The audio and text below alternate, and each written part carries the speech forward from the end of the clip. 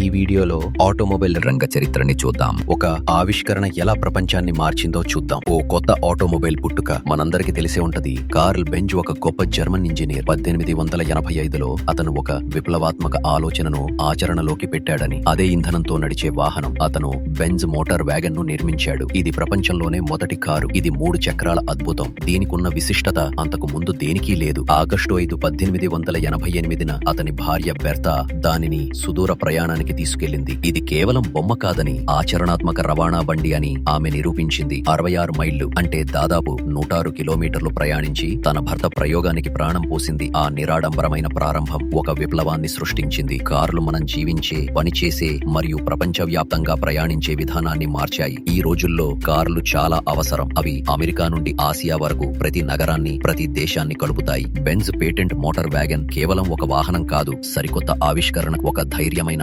ఆలోచనకు ప్రతీతి. ప్రతి గొప్ప ముందడుగు కొత్తగా ఏదైనా కలలు కనేవారి నుండి మొదలవుతుందని ఇది మనకు గుర్తు చేస్తుంది.